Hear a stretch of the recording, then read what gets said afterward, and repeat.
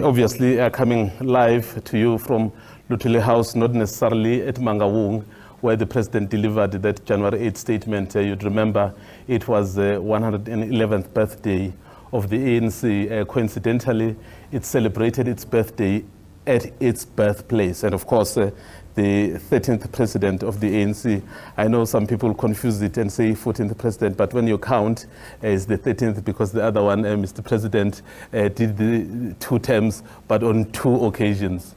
Well, Desiree, as I've said, the president is here, so we'll just explain a few things to him, and then of course he will share what exactly he was saying, and of course ask 1 or 2 questions that we've always wanted to ask, but of course there hasn't been time. I was actually reminding him that he owes me a great deal in terms of the interview that we spoke about. Mr. President, welcome to the SABC. Thank you. Wonderful to see you. Yes. Mr. President, you addressed a packed stadium yesterday in Bloemfontein, obviously reiterated the message of renewal, and then spoke about all the issues that South Africans are concerned about. But one who has been following you, and not you as a person, but you as the ANC, certainly didn't hear that for the first time. And then the question would be, why should an ordinary South African believe what the ANC president says when the ANC has been in power for almost 30 years? Things that are not getting right happened right under its nose. Well, thank you very much for this opportunity. As you will have heard from the message, we foregrounded everything we said in the January 8th statement released by the National Executive Committee, but dealing with the South African condition, the challenges and the difficulties and the problems that our people are going through, and clearly articulated the situation that prevails in the country, from the issue of the ANC itself needing to be renewed, and dealing also with the condition that our people are living under, the unemployment, the poverty, and the continuing inequality that our people are having to labor or to live under, as well as the load shedding challenge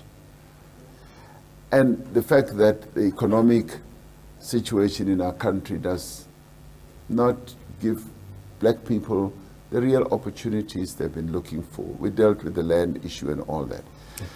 So we foregrounded all that, and we felt it was important to build a context so that people can understand that the African National Congress understands, firstly, their own situation, as well as the condition in which the country is. And having done that, we then went on to say, these are the challenges that we then have to address. And at the top of the list, we put the issue of the renewal of the ANC. Now, we've spoken about renewal many a times. But the 55th conference is in many ways a watershed type of conference where there was complete unity of purpose. Not that there wasn't in the past, but now the solidification of unity and of the need for renewal was much firmer. Firmer because it has also been so widely embraced by our people, because that's exactly what our people also needed to see the ANC emerging out of the conference with. Mr. President, I have said with you, we have spoken about renewal. 5 years ago, you were saying exactly the same thing. I mean, if I can draw the tape, it's exactly the same thing. Even when last time that leadership was elected, you said the branches forced us to work together, not necessarily in terms of factions. But somehow we know what happened. I mean, we went to the conference with a Secretary General that was suspended. So here, 55th, you saying exactly the same language. What is it that you are going to do differently this time? Well, this time around, there are quite a number of initiatives, and practical measures that the ANC has started to embark upon, which were clearly manifested also in the conference. Because if you looked at even prior conferences and all that, the branches were speaking. But this time the branches were speaking even louder. Okay. This was a real conference of branches, where branches expressed their views over and above the views of either provinces, of individuals, or whatever. And this demonstrates that this revival, this rebuilding process of the ANC is now firmly underway. For an organization to hold more than 4,000 branch general meetings. Yeah. No, let me finish. Okay. I'm sorry. More than 4,000 branch general meetings, where if they don't correlate, they have to hold another meeting and another meeting, shows a renewed form of operating, of discipline, of being organizational. So all the branches that came there was no fake process. There was no manga, if I can put it that way. That is the real sort of embryonic stages of the renewal process, from which we reaped real great benefits and results at the conference. In fact, maybe I may just support you there. In terms of the NEC that was elected, it's very youthful, yes. And I'm sure that's exactly what you're speaking about. Yes. Then does that translate into the ANC now acting in accordance with what the mandate has been given? You have very youthful NEC, clearly with a renewed purpose going forward. You can only achieve certain things by implementing them in government. Does that give us an indication that the president has been given a clear mandate to rearrange things in order to be able to deal with exactly what the conference has decided? The mandate from our conference is very clear. And as you correctly say, the processes that we've been through of rebuilding our branches and insisting that no branch can go to the national conference without cleaning its own act and having its BGM and also coming up with a clear program is a clear sign that we are firmly on the way to renewal.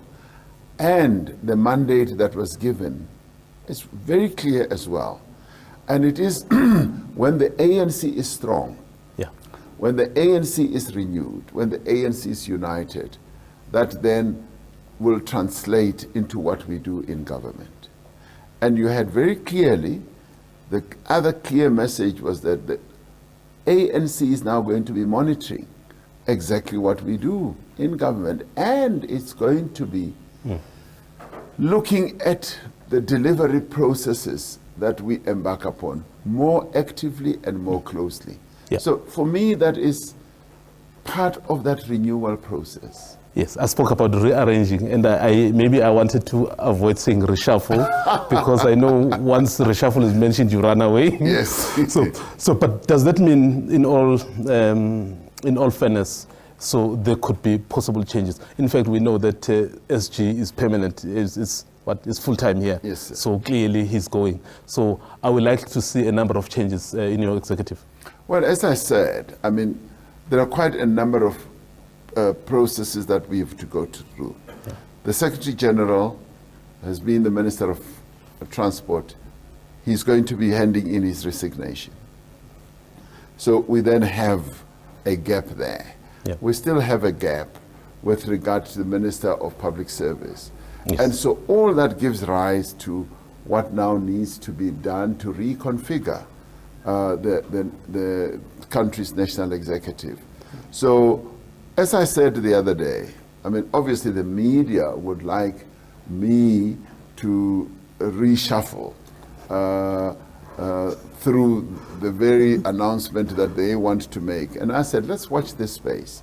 There is a need, and I think it follows that there needs to be some reconfiguration We have to replace this minister and that minister. So let's wait for that. And I said, watch this space. Okay. We are very willing to wait, Mr. President, but we can't wait forever, especially because you have said it is urgent. Yes. So are we talking a week, 2 weeks, 3 months? Well, you want time frames. And I said, be patient. The other day when I spoke to you as the media, I said, be patient. There are a number of considerations that I have to take into account. And certainly this is not going to be a matter that takes place forever. So when the moment comes, we will make the announcement. Perhaps before the State of the Nation address. When the moment comes, Mzwai, we will make the announcement. On the other issue you spoke about, the issue of municipalities. In fact, yes. I think you fell short of saying the municipality there in Mangaung. Perhaps the mayor should go. Given how you were giving the assessment of the state of affairs. Mr. President, it's not only Mangaung that is really struggling. And I remember when you went to local government elections, you went to Albertine to meet the would-be councillors then. And then they signed a pledge to say they will be so committed. A year or more than a year later, things in some areas have got worse. What are you going to do? Well, if you listen to me very carefully, yeah. I cited Mangaung because that's where we were. And earlier in the days or two before the January 8th celebrations, I had gone to Botshabelo and I had met our people. And they made it very clear that their municipality is dysfunctional, not that we did not know. And Mangaung is not the only municipality that is dysfunctional. We have a number. So our job is really cut out. Our intent and our resolve is to reposition our municipalities.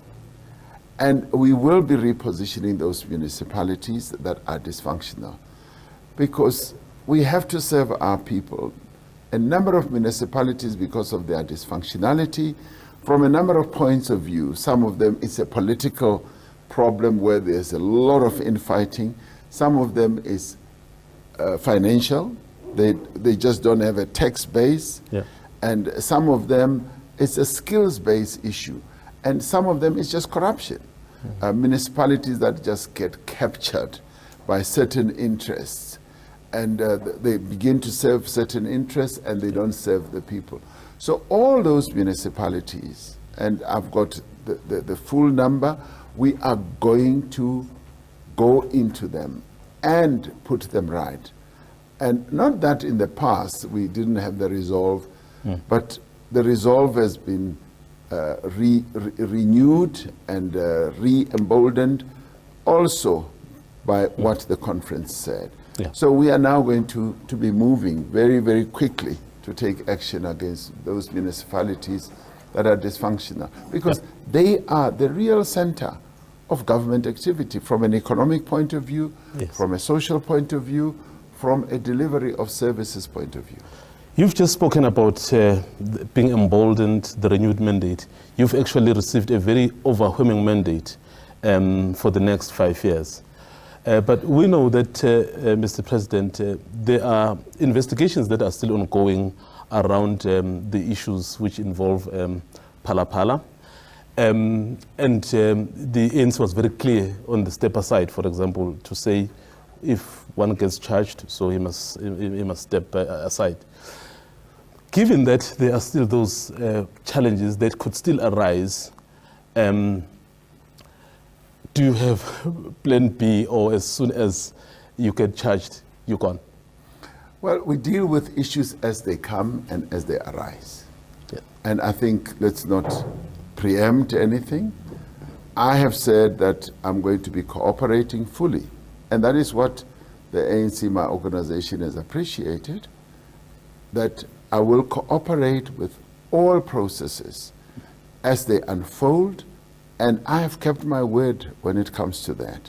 And so let us see how everything then unfolds, yeah. And we take things as they unfold. So this is an issue that we deal with as we move on. So, meaning you'll subject yourself to the processes. I have said that Yes. very, very clearly, and that is my mantra, as it were. Let me ask you the question, Mr. President. When the panel's report came out, you know, there was a lot of talk, and then some of it to say you actually had resigned. Let us hear from the horse's mouth. Did you resign upon that panel's report? I don't know where that came from. I don't know where that came from. I am still president. I have not resigned, as you well know. Yes. So I don't know where that came from. So the processes unfold, and we deal with matters as they unfold. As for the ANC having elected its leadership at the conference, we are steaming ahead. We will not be deterred by anything. We are moving forward to serve the interests of our people in a way where we believe the main focus should be the people of South Africa. Perhaps, given that some of the issues have arisen, like the report, like what I've mentioned, Palapal, morally, Mr. President, do you feel you are still in the right space to lead, so you remain unquestionable insofar as leading this country? Well, you see, the declaration on that was made by the members of the ANC. And it's not my declaration. They themselves invested confidence in me, and they have elected me to serve the people of South Africa. So from that point of view, I will do what the members of the African National Congress and the people of South Africa require of me. This year you'll be chairing, you are already chairing BRICS. Maybe a quick one. I know that it's time up. I think the colleagues are already rushing me. Just a quick one in terms of your take as you prepare to chair BRICS. Actually, you're already chairing it. Well, we are already chair of BRICS. This for us is a great honor and a privilege. It's a rotating chairship. So we've just taken over from China. BRICS plays an important role in our foreign policy architecture. We hold it in great regard and high regard. And as a member of the international community, particularly the African Union and the United Nations, for us to be associated with great countries like Russia, China, Brazil, and India, for us, the small country that we are, it's a great lift for our image, for our standing in the world. And so we treat this opportunity with a great deal of seriousness and pride. But being the Pan-African type of organization that we are and a country that we are, we want to use this opportunity to advance the interests of our continent. Yeah. And we will therefore, through the BRICS summit, be having an outreach process or moment where we will invite other African countries to come and be part of the BRICS, because we do want BRICS in whatever BRICS does, to focus on helping to develop our continent. Our continent was pillaged and ravaged and exploited by other continents. And we therefore want to build this solidarity in BRICS to advance the interests, of course, initially of our own country, but also of the continent as a whole. So we want various role players in South Africa. The other day I was calling on business, because we have a BRICS business forum. We also have a BRICS social organization forum. A number of other associated forums are part of the BRICS family. So we want them to really be part of this whole process as we move forward.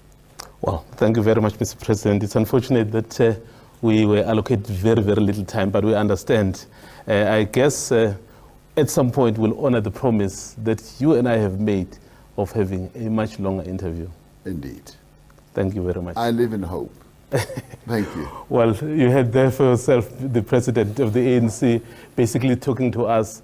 We wish we could have spoken about a number of issues, but I guess there will be that opportunity he has just promised.